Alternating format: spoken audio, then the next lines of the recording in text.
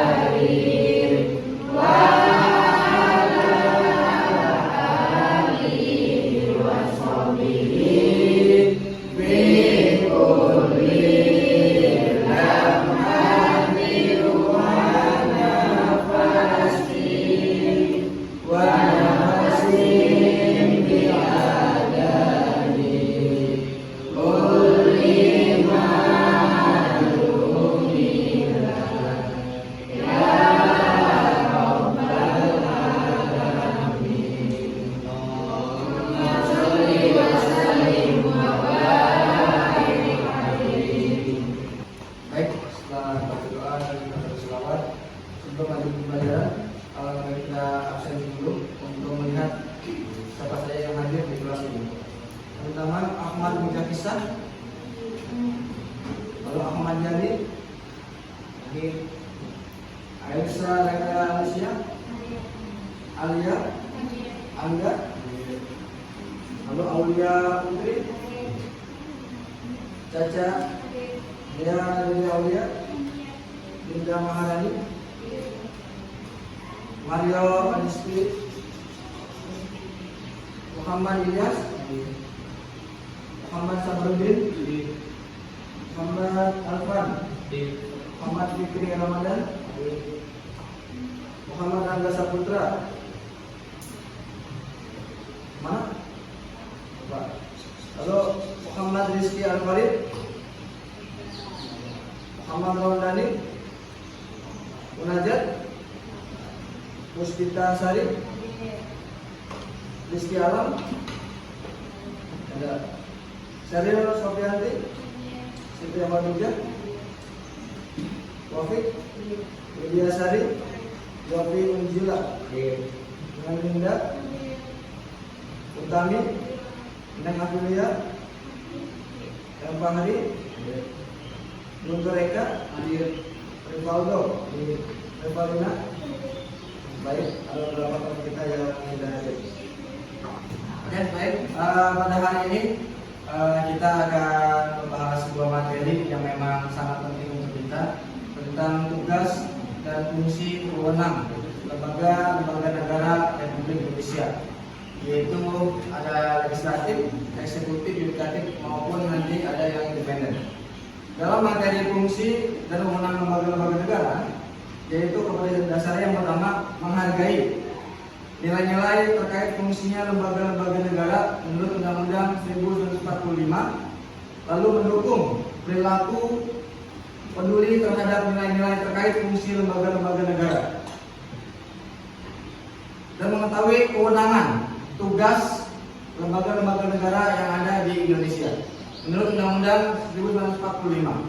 Dan juga yang terakhir, menganalisis tentang kewenangan lembaga-lembaga negara menurut Undang-Undang Dasar Negara Republik Indonesia tahun 1945. Lalu indikatornya, yang pertama, peserta didik mampu menilai betapa fungsinya lembaga-lembaga negara yang ada di Indonesia, dan juga bersikap peduli terhadap nilai-nilai terkait fungsi lembaga-lembaga negara yang ada di Indonesia, dan juga peserta didik tahu wewenang dan tugas lembaga-lembaga negara yang ada di Indonesia. Lalu tujuan pembelajarannya bisa dilihat di layar. Yang pertama yaitu nilai-nilai terkait fungsi dan wewenang lembaga-lembaga negara menurut Undang-Undang Dasar 1945, lalu bersikap peduli, ya, dan juga menganalisis dan juga hasil analisis tentang fungsi kewenangan lembaga negara yang ada di Indonesia. Jadi nanti kita bahas, kita bedah pembelajaran hari ini. Nanti akan saya tampilkan sebuah video, nanti akan kalian diskusikan. Masing-masing kelompok silakan untuk menjawab dan bertanya terkait tema pada hari ini. Baik, berikut sebuah video visual tentang fungsi lembaga negara dan wewenangnya. Kalian cermati, kalian simak apa yang kalian catat, yang terbaik kalian catat. Nanti silakan yang bertanya silakan bertanya. Akan saya tampilkan video ini.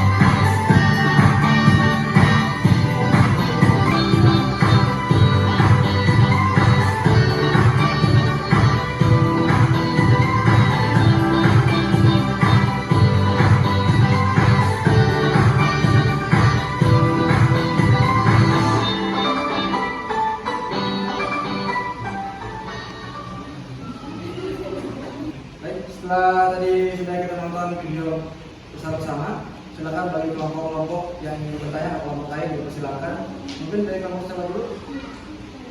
Silakan dari kelompok satu ya. Ya. Assalamualaikum warahmatullahi wabarakatuh. Waalaikumsalam warahmatullahi wabarakatuh. Perkenalkan, nama saya Caca Aprianti, perwakilan dari kelompok 1 ingin bertanya untuk kelompok 3.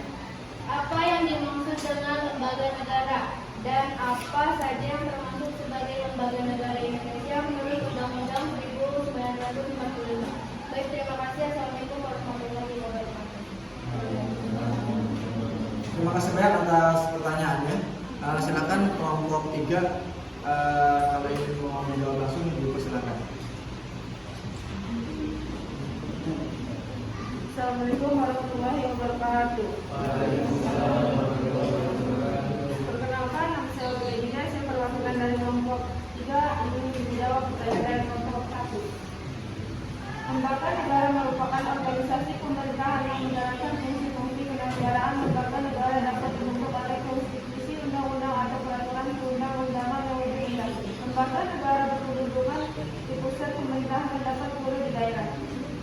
Lembaga-lembaga negara termasuk ke dalam kekuatan struktur politik yang terdiri atas majelis untuk musyawaratan rakyat atau MPR, Dewan Perwakilan Rakyat atau DPR, Dewan Perwakilan Daerah atau DPD, Presiden dan Wakil Presiden, Mahkamah Agung, Mahkamah Konstitusi, Komisi Yudisial, Badan Pemerintahan Keuangan. Sekian, terima kasih. Assalamualaikum warahmatullahi wabarakatuh.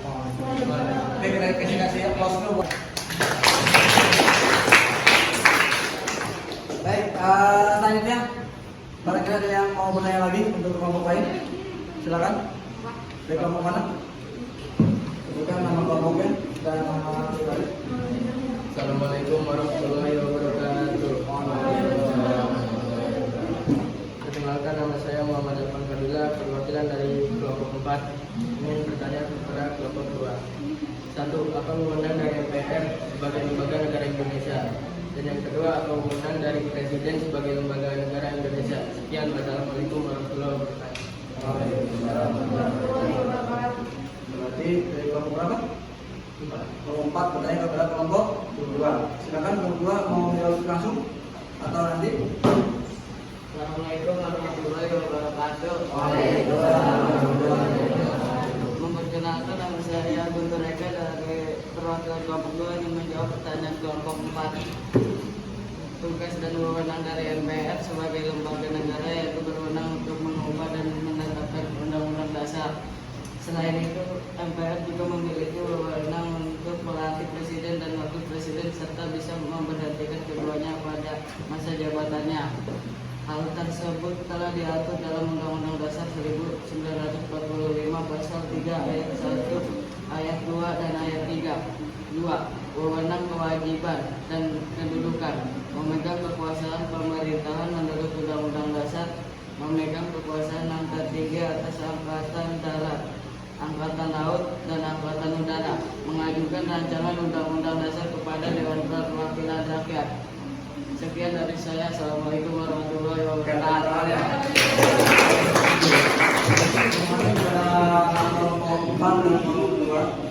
Kelompok yang lain, ayo yang belum tanya.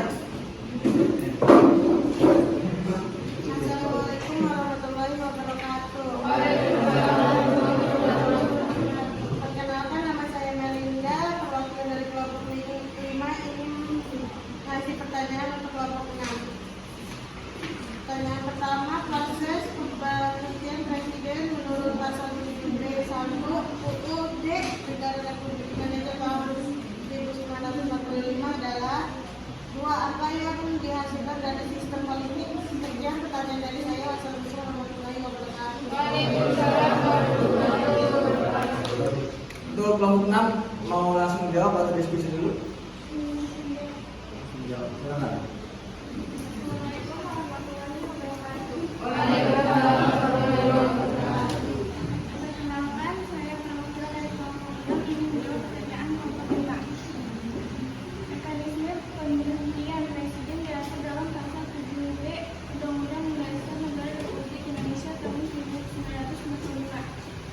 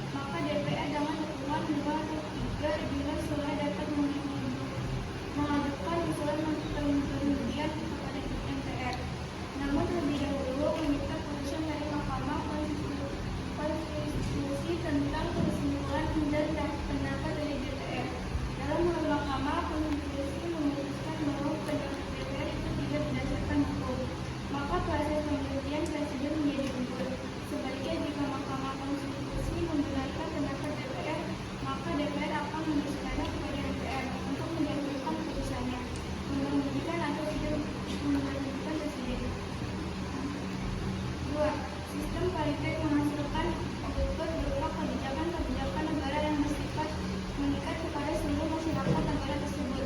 Dengan kata lain, melalui sistem politik aspirasi masyarakat berupa tuntutan dan dukungan yang merupakan cerminan dari tujuan masyarakat dirumuskan dan selanjutnya dilaksanakan oleh kebijakan-kebijakan negara tersebut. Demikian dari kelompok 6. Assalamualaikum warahmatullahi wabarakatuh. Baik, terima kasih untuk kelompok-kelompok 1 sampai 6 yang sudah menjawab, sudah diskusi. Begitu baik pertanyaannya, begitu pun baik juga jawabannya. Kita aplaus untuk kita semuanya. Silakan dari diskusi ini, dari 6 kelompok ini, siapa saja ataupun siapa yang menyimpulkan dari tadi sebuah materi tentang fungsi dan wewenang lembaga negara. Siapa? Siapa? Ayo. Assalamualaikum warahmatullahi wabarakatuh. Kesimpulan dari pelajaran ini adalah sistem politik dapat diartikan sebagai keseluruhan kegiatan politik di dalam negara atau masyarakat berupa proses alokasi nilai-nilai dasar kepada masyarakat yang menunjukkan pola hubungan yang fungsional di antara kegiatan-kegiatan politik tersebut. Struktur politik merupakan gambaran pemerintahan dalam arti luas yang terdiri atas lembaga-lembaga negara yang tugas dan perannya diatur dalam konstitusi negara atau peraturan perundang-undangan lainnya. Struktur politik adalah kelompok-kelompok kekuatan politik dan masyarakat yang turut beraktivitas secara aktif. Kelompok-kelompok tersebut dapat berperan menjadi pelaku politik tidak formal untuk turut serta dalam membentuk kebijakan negara. Tata kelola pemerintahan yang baik merupakan bentuk pengelolaan negara dan masyarakat yang bersandar pada stakeholders pemerintahan dan masyarakat duduk bersama untuk membicarakan masalah-masalah yang dihadapi bersama dan sekaligus merencanakan bersama apa yang mau dilakukan dan hendak dikerjakan di masa mendatang. Sekian, terima kasih. Assalamualaikum warahmatullahi wabarakatuh. Oke, baik, itu kesimpulannya. Mungkin saya ada beberapa poin yang menyampaikan kesimpulan. Yang pertama, lembaga yang ada di Indonesia itu ada 4. Ya, lalu ada eksekutif, legislatif, yudikatif, dan independen. Jadi teman-teman semua sudah melihat apa lembaga eksekutif, legislatif, dan yudikatif ataupun lembaga independen. Dan juga ada bahwasanya lembaga-lembaga ini diatur tentang di mana dalam undang-undang dasar. Maka dari itu lembaga-lembaga ini berfungsi untuk pada intinya untuk seluruh masyarakat Indonesia. Ya, maka dari itu pahami sebuah materi ini. Lalu bila mana teman-teman nanti di luar sana menjadi anggota dewan ataupun jadi anggota DPR, teman-teman bisa mengamalkan materi seperti ini. Oke, baik. Mungkin sudah selesai materi pada hari ini. Sama-sama kita ucapkan alhamdulillah. Alhamdulillah. Baik, untuk selanjutnya, untuk pertemuan minggu depan kita akan membahas ataupun saya akan memberikan tugas yang pertama. Silakan cari fungsi lembaga independen KPK. Fungsinya untuk apa KPK? Itu lembaga independen. Lalu fungsi lembaga legislatif DPR, fungsinya apa saja? Lalu yang ketiga, lembaga yudikatif, yaitu komisi yudisial. Itu fungsinya untuk apa aja mereka? Lalu yang keempat, lembaga eksekutif, yaitu gubernur. Untuk apa saja mereka kerjanya seperti itu. Jadi tugasnya kalian cari fungsi lembaga independen KPK, legislatif DPR, eksekutif tentang gubernur, dan yudikatif tentang mahkamah tentang komisi yudisial. Oke, silakan kerjakan, tulis di bukunya masing-masing. Besok minggu depan kita akan diskusikan. Terima kasih. Untuk mengakhiri pembelajaran hari ini, kembali kita berdoa agar kita selamat sampai rumah. Silakan untuk KM pimpin doa untuk pulang.